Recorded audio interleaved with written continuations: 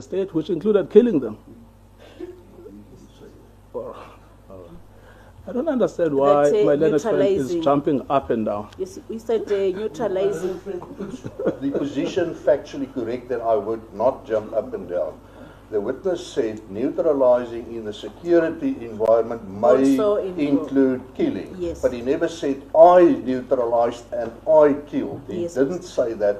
So what my learned colleague can maybe do is just keep factually correct. Mr. Ngcukaitobi. It doesn't matter, even if one accepts. Okay, Can Mr. this gentleman, Yes. who is a senior advocate from Pretoria, Yes, yes, please. just learn to respect the judge, even if he doesn't respect black advocates? But the question is very simple. The witness has told us, in the security environment, our responsibility is to neutralize enemies of the state. Neutralizing them includes killing them. What I want to know is which enemies of the state was he involved in the neutralizing. I didn't say he pulled a trigger. Give us the names. There's nothing objectionable about that. Now that you've been basically coached against answering, do you want to give an answer or not? With respect, you should first make the ruling before you insist and proceed now as if your view and or your directions doesn't count. If you rule against me, then you can ask Yes, the I question. will allow the question, Mr. Celia. Yes. If you can answer the question. Thank you, my lady. You've heard the question and you've heard the spirited defense from your advocate, who apparently fears the answer. Okay, it's okay. Let's keep it off, Mr. Celia. Let's deal with the witness now, Mr. Let's avoid this back and forth, Yes, please. well, only if I had started it, but I didn't. Can you answer the question, Mr. Williamson? Which enemies of the state, I want the names, were you involved in neutralizing in your role as an intelligence officer? I think it's common knowledge that I was granted amnesty by the TRC for the killings of Ruth First. When was Ruth first killed? Sorry? When was she killed? Oh, I can't give you the date, sorry. Well, just a year. It don't have to be the date. It was during the 80s. Yes. Yes. Another name? Jeanette Schoon, And when was Jeanette Schoon killed? she was killed in Lubango in Angola. Also in the 1980s. Yes, together with the tragic and unfortunate and unintended death of her daughter, Katrain. Yes. And how old was the daughter? I don't recall, but very young. 9 years, 8 years, 7 years? In that region, my ladyship. And what was the method used in the killing of Jeanette Schoon? But then again, I'm going to object. What is the relevance of that question apart from trying to create atmosphere? How will it assist you in evaluating apparently the only allegation against this witness, the version of Mr. Jaap van Jaarsveld? How will this question assist you in that regard? Lady, you've allowed the question. These are subsidiary questions coming from the question that has been allowed. My learned friend is really in contempt of court right now. What was the method used? Okay, you can answer the question. Yes. What was the method used to kill Jeanette Schoon? An improvised explosive device called an IED. How does that work? Well, in that instance, what happened was that a communication between the ANC in Botswana going to Lubango in Angola was intercepted, and the contents were replaced with an improvised explosive device which exploded when it was opened. It's a bomb. It's a bomb. Yes. That explodes when open. Or when you drive past it, like I'm sure you're aware, in Afghanistan, Iraq. And it exploded in the hands of a woman and her child. That is correct, Your Ladyship. Yes, and you were involved in that operation. I was one of the operatives involved, yes. Now, what was the method used to kill Ruth First? Exactly the same method, Your Ladyship. ANC, Communist Party, internal communication between Lesotho and Maputo was intercepted, and the contents were replaced with an IED. Yes, and then it's a bomb. That's a bomb which exploded when it was opened. Yes. Is it also known as a litter bomb? Yes. Any other third name? Third name. Yes, another name. You were involved in the neutralization of Ruth First, in the neutralization of Janet Scorn. Who else were you involved in the neutralization of? Are you referring to specific individuals? You heard me, I said individuals long ago. Just answer the question. I have no idea. Those are the only specific individuals. There were obviously victims of cross-border raids, but I wasn't specifically involved in the killing of those people. Yes. Now, what is unique about these two instances is that they include the use of extreme violence to kill people. Do you accept that? Your Ladyship, I would imagine that most killing can be regarded as extreme violence. I'm not asking you about most killings. I'm asking you about Ruth First and Janet Scorn and her daughter. They involved the use of extreme violence to kill them. Do you accept that or not? Yes, my lady. Yes. Now, can I then ask you about the history that you were asked by the NPA? When you joined the police in 1971, the police security, I think you called them, or the state security, what were they called? The security branch of the South African police. Yes. When did you join Wits University? In 1972, my lady. Were you an actual student registered or not? I was, my lady. Yes. Did you pass any degree or any course or attend any classes? I didn't complete my degree at Wits University. I attended classes. I completed my degree later through the University of South Africa. Yes, I'm asking you about Wits. Now, at Wits University, was it part of your role to infiltrate student activity in order to pass intelligence to the security branch? That is a common misconception, my lady. Our role in the intelligence section was to become involved in radical student political affairs in order to gain access to the revolutionary movements such as the ANC and the Communist Party, to create credibility and cover. Yes, but what I'm asking you is, as part of the infiltration of the ANC, was it part of your job to infiltrate student activity in order to pass intelligence? Yes, my lady, because the ANC was involved in student activity on the campuses. Yes. So that means you actually passed on intelligence about the students at Wits? Yes, my lady. Yes. Now, you said that you needed to infiltrate in order for them to trust you so that they could give you the information. Is that correct? That is correct, my lady. Yes.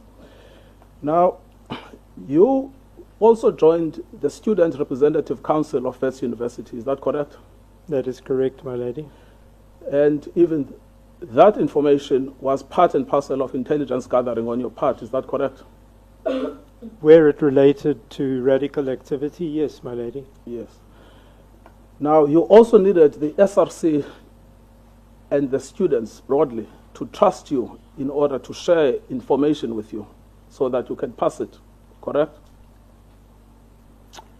Yes, my lady, but the objective was more to become trusted so that I could rise in the ranks of the political organizations active in the student arena. Yes, but they had to trust you in order to share information which would be helpful to the security police, correct? That is correct. Yes. Now, you also moved all the way to the vice president of the National Union of South African Students, is that correct? That is correct, my lady. Even at that level, the members of NUSAS had to trust you to share information that you could use by reference to the security police, is that correct? That is correct, my lady. Yes. You moved from there to the International University Exchange Fund. Was that based in Sweden? No, in Geneva, Switzerland. Switzerland, sorry. I made an error there. Is it correct that you joined that organization? That I joined the IUEF? Yes. That's correct, my lady. Is it correct that you became the deputy director of that organization? Ultimately, I did, my lady. Who did you report to? Within the IUEF, Yes. or elsewhere? No, within the International University Exchange Fund. To the director, Lars Gunnar Eriksson. So, Lars Gunnar Eriksson. That's correct, my lady. Yes. And about your activities in the IUEF, who did you report to in the security branch? My lady, the operation was called Operation Daisy, was a joint operation between the South African Police Security Branch and the then Bureau for State Security. I had handlers that were both in the security branch and in the Bureau for State Security. My communications were handled by the Bureau for State Security. I was on occasion debriefed and by different officers from both organizations. Who did you report to? I want the names of the officers. I reported to the Bureau of State Security. The main handler was J.J. Claassen. In the South African Police or Security Branch, there were various officers involved.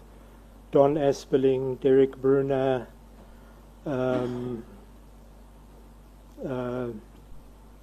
Andre Bierkes, various other officers.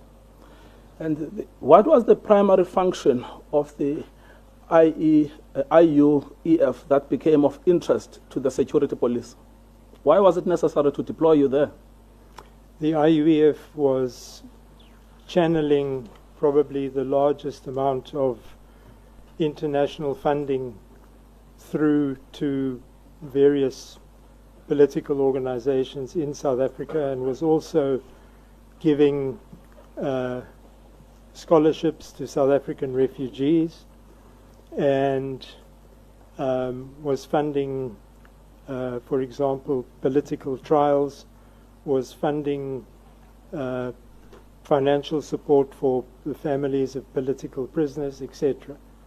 So it was of great interest to the South African security establishment, my lady. And which names of political activists did you report on in your role as the IUEF?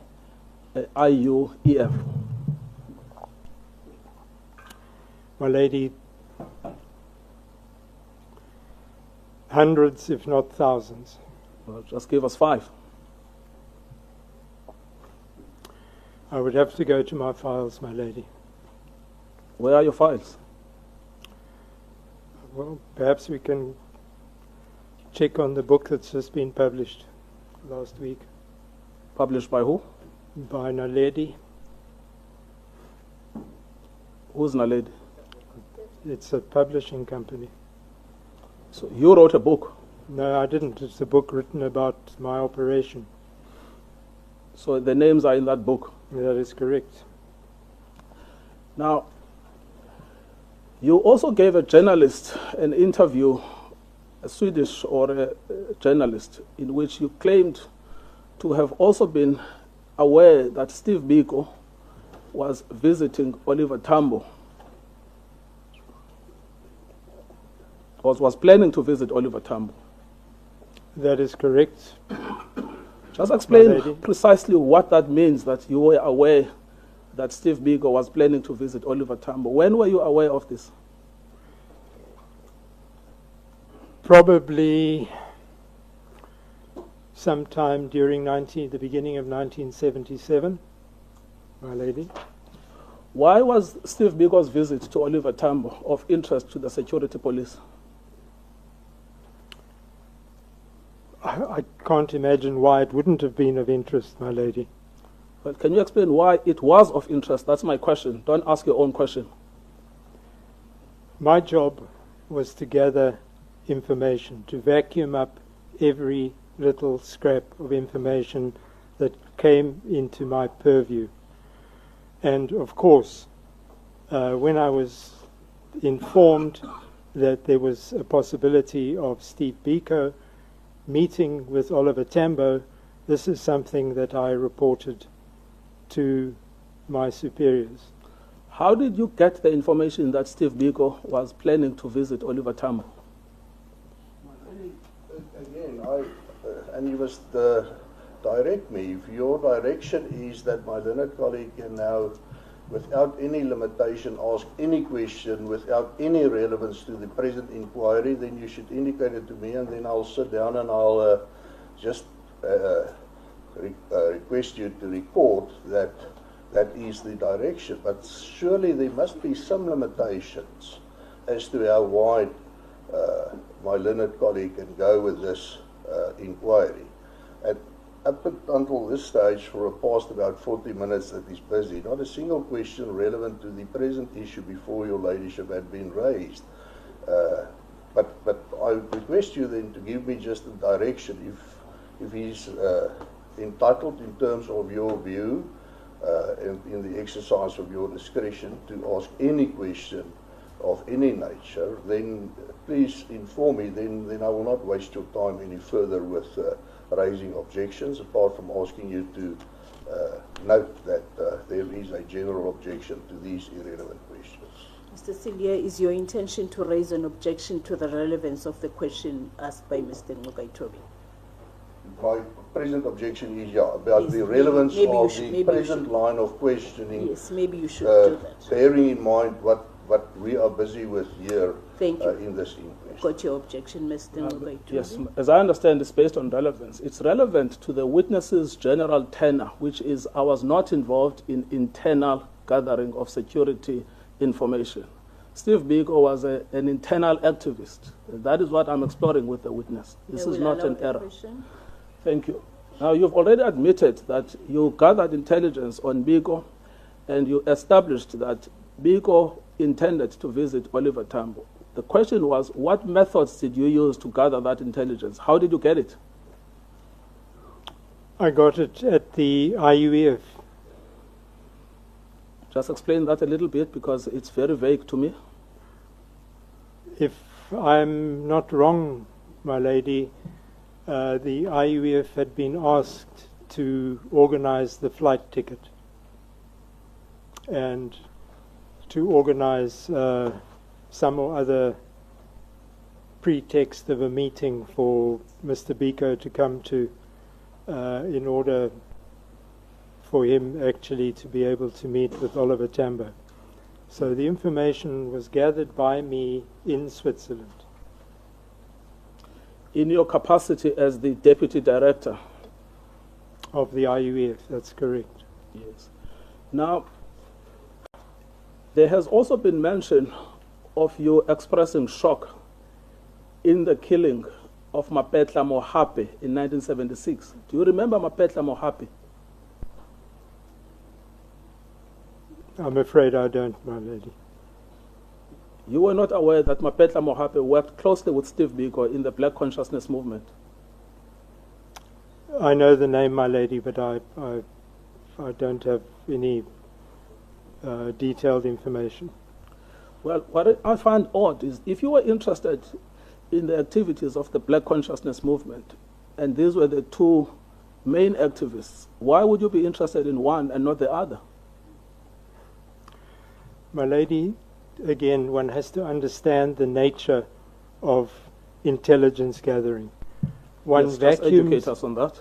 One vacuums up what comes into your sphere of knowledge. It was not that I was specifically investigating Steve Biko or anybody else. I was just passing on any information that was relevant that came across my desk. So let's just go back to Steve Biko then. Which month in 1977 did you pick up that the IUEF is planning to organize a flight of Mr. Biko to see Mr. Tambo?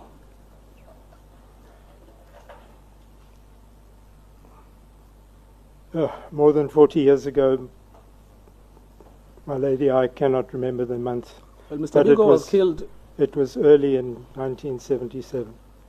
Early in 1977. Yes, that's enough for my purposes. What did you do with that intelligence? As I already said, my lady, I transmitted it through to Pretoria. To Pretoria, yes. Now, do you know what they did with it? I have absolutely no idea, my lady. Yes. Do you know whether or not Mr. Biko then became the subject of monitoring? I have no idea, my lady. Yes. Now, do you see the problem with the evidence you've given, that your focus was external, that it's not actually complete because Biko was an activist internally? My focus, my lady, was on revolutionary forces based externally that obviously were busy with internal revolutionary activities. Yes, precisely the point is that you were also involved in internal activities. Well, my lady, I was not here at that stage, so I couldn't be involved in internal activities. Well, you were involved in the gathering of intelligence on internal activities as well. I was involved in the gathering of intelligence on revolutionary organizations, people that were working towards the overthrow of the then government, and I was based abroad, and any information in this regard that came into my knowledge, I passed on. Yes, whether those people were internal or external, you passed on the intelligence, correct? Correct, my lady. Yes, thank you very much. Now, can we then move to yesterday's evidence? Mr. De Beer. Mr. De Beer testified yesterday that Mr. Goniwe was regarded as an enemy of the state. He would have been of interest to you as head of intelligence.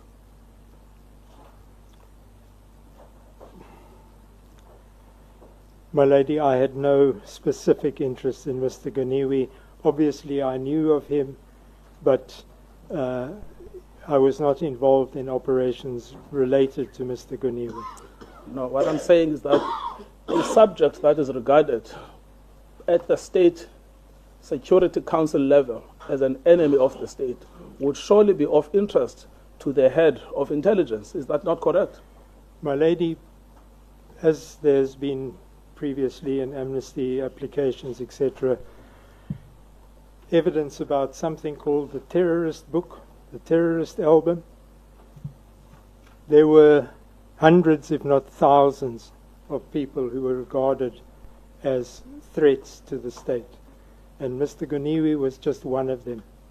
Well, Mr. De Beer gave further evidence that Cradock in particular was seen at the State Security Council as a hotbed of political instability in the whole country. So this is not just one of 100 or one of 1,000. It was a specifically unique area of political activity. I accept that, my lady. Yes. Now, this is why I am saying that if Mr. Goniwe was the head of political activity in an area that was regarded as the hotbed of unrest throughout the country, he would have been of interest to you.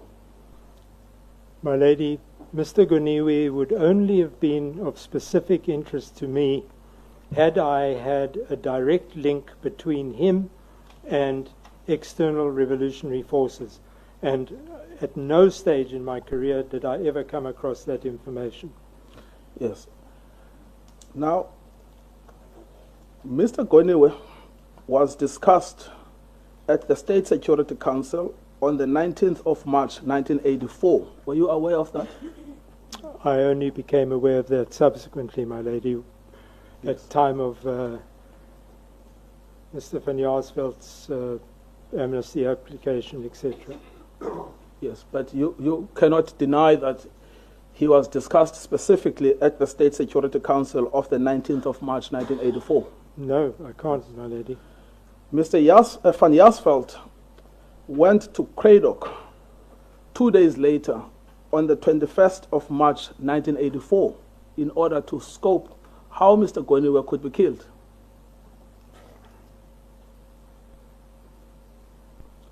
Do you accept that? Do you deny that? You have no comment. I've already said that I have absolutely no idea of what Mr. van Jaarsveld's talking about, my lady. Yes. I'm simply putting to you that as a matter of fact, he went to Cradock on the 21st of March 1984. You can say, yes, I don't know, I don't comment, it's fine.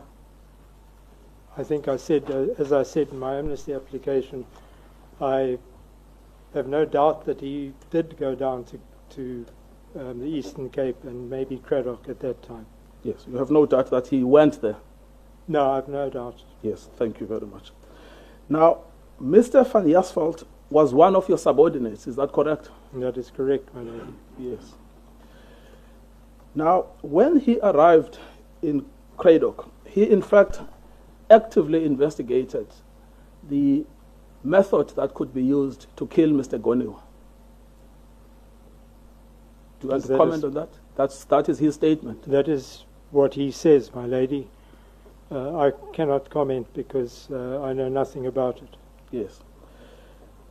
Then he formed the view that Mr. Goniwe could not be killed in his house because he was always surrounded by people, and therefore he had to be isolated out of Cradock. Any comment on that? Same comment, my lady. That is what he says. I don't know what he's talking about. When he came back, he reported to his superiors the results of the scoping exercise. Any comment on that? If I was the superior, my lady, he never reported any such thing to me. Yes. Now, he implicated you directly as the person who had given him the instruction to scope the method of killing. In fact, in the TRC, it's called take out. But he explains that take out meant killing. Did you know that the security branch or the security officers sometimes used different words to disguise the act of killing?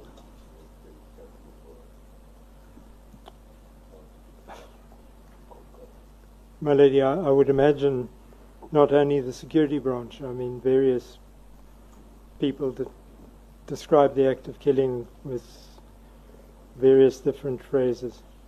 I'm not asking you about other things. Answer is yes. Yeah, yes. Oh, thank you, my lady. Now,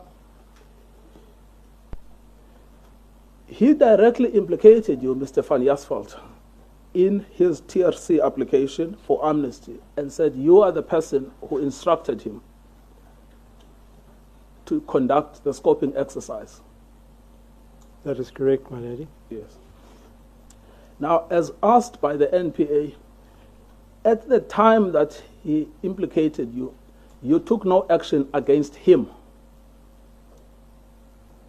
No, my lady. Yes. But you could have taken action against him. I knew I was going to have the opportunity at my amnesty application, my lady. You've already said that, and I'm not asking you about your own amnesty. I'm asking you about action against Mr. Van Jasveld, who is implicated you in the planning of a murder. That is an extremely serious thing. That you could have taken action against him. You could have sued him for defamation.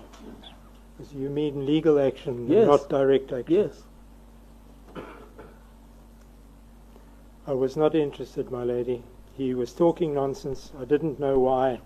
And I knew I would have an opportunity to deal with it, which I did.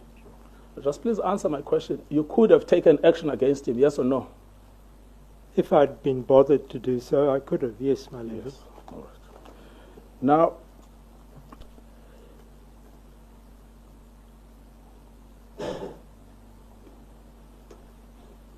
when this matter, the current inquest, was investigated by Mr. Dweber in 2021, he visited your house. Initially, the person who was at home said that you were sick with COVID and you were not available. Do you remember that?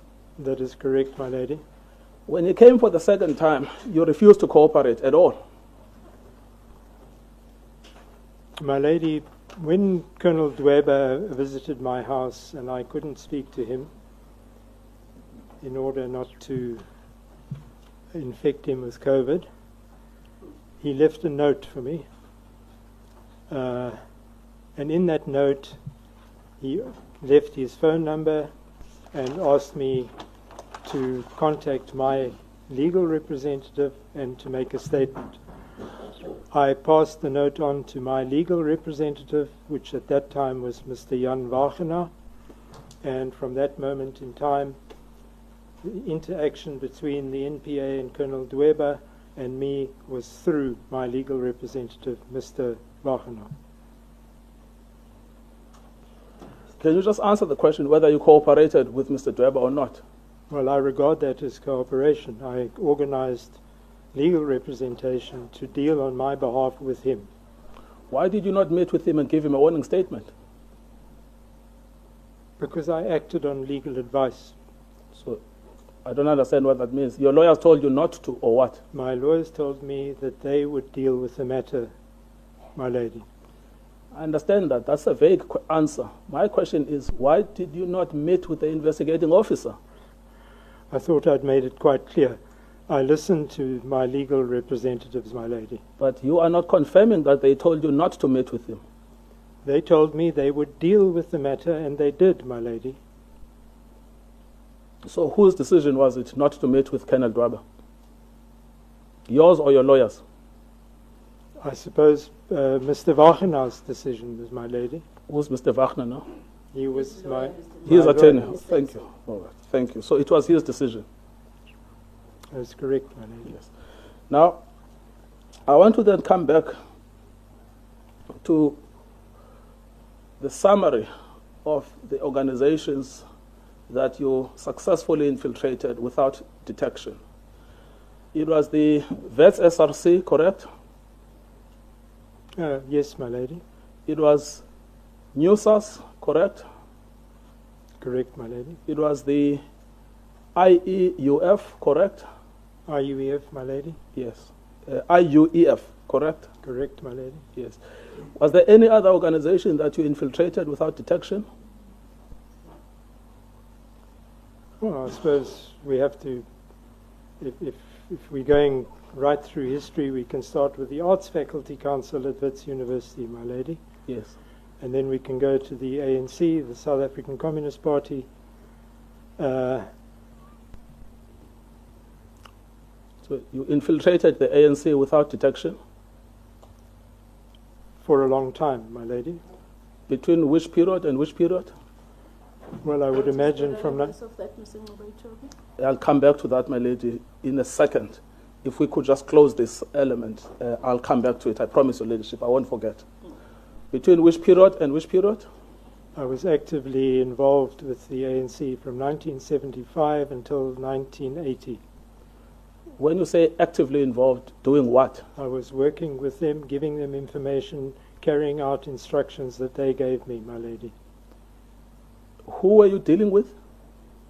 It started off with Mr. Ridge September, Mr. Yusuf Dadu, Mr. Aziz Pahad, and later on Mr. Ronnie Casseroles, Mr. Mac Maharaj, and I then had Mr. Schoen, Jeanette Schoen, various other ANC activists in Europe and in Africa. Again, it's a long list of people. Yes, my lady. but in relation to them, again, they did not detect that you were an officer of the apartheid security police. Not until it was too late, my lady. Yes. And you said also you did the same with the SACP, Well, it's one organization. the ANC and the SACP. That's correct, my lady. Yes. Now, what is unique about this history is that you are a fundamentally dishonest person. You can infiltrate an organization, no detection, and you can be a double-faced liar. You had to lie in order to gain their trust. That is correct, my lady. Now, that personality of living through lies, is this what is happening today in court? No, my lady. So today, for the first time, you are telling the truth. I think I told the truth during the amnesty hearings. I want to put it to you that your evidence to deny the version of Mr. Van Jaarsveld is part and parcel of your pattern of deception and lies. You are a fundamentally dishonest man.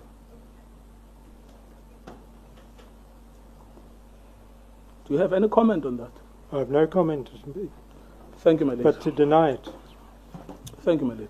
Okay, we'll take a mid-morning tea break, and for 15 minutes. We'll resume at 11:30. Go to lecture. All right.